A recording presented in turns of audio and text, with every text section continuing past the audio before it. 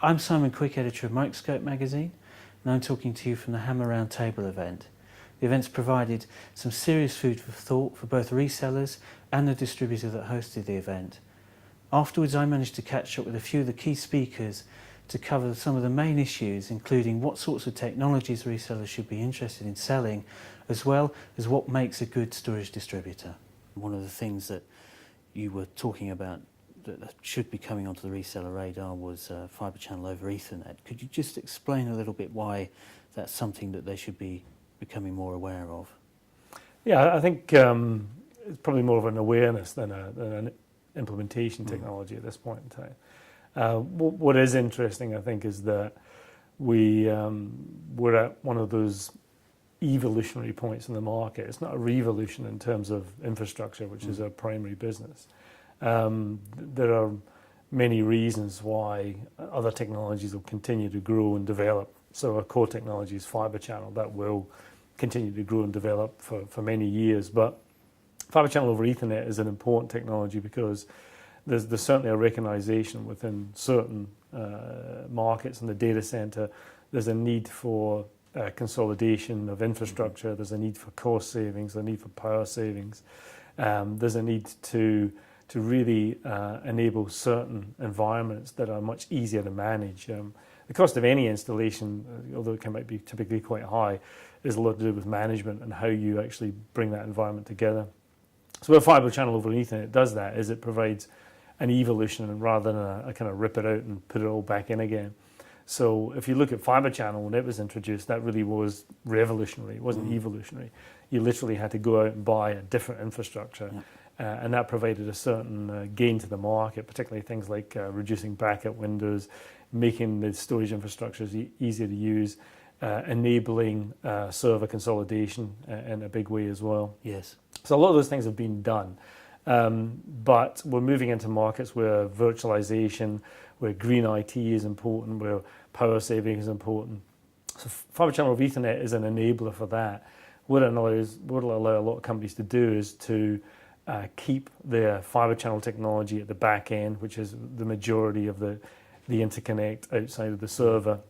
And then it'll allow them to then also use their considerable investment in Ethernet and meld those two together in a way that will give them performance and cost savings basically in the future.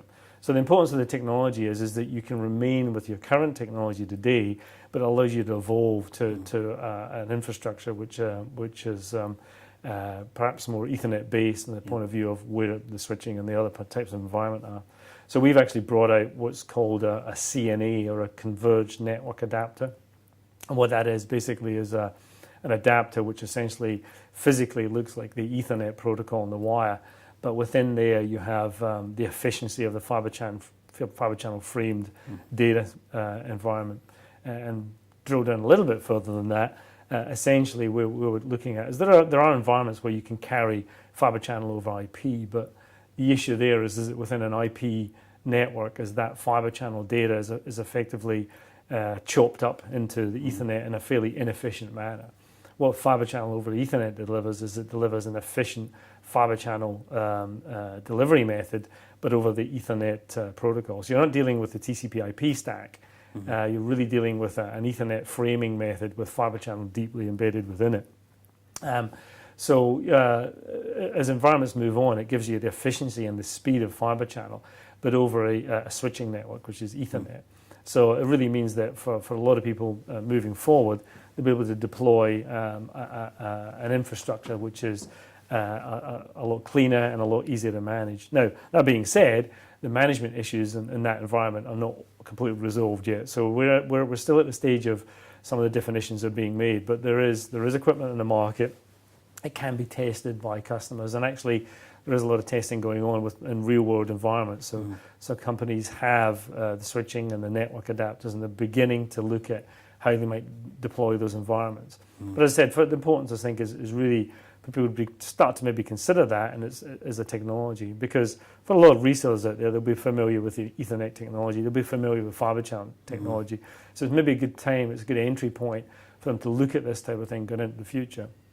I guess the question from some of them may be, well, in the current environment, we're going to find business a lot tougher. Why the hell can I look at new stuff when I'm, I need to do what I'm doing at the minute? And that is definitely true. But I think what has always been true in these types of environment, in any sort of crunch time when you get financially or whatever, and it will be tough for everybody out there, including all markets, is that to come out of that environment healthily, you should really be prepared for the future. You should be there. You should be there ready to offer people new solutions, be dynamic, be ready to be on the edge, because there's nothing surer. If you're being left behind a bit, then that's when, as the market starts to take off, then you're going to get left behind faster. You cannot just look today.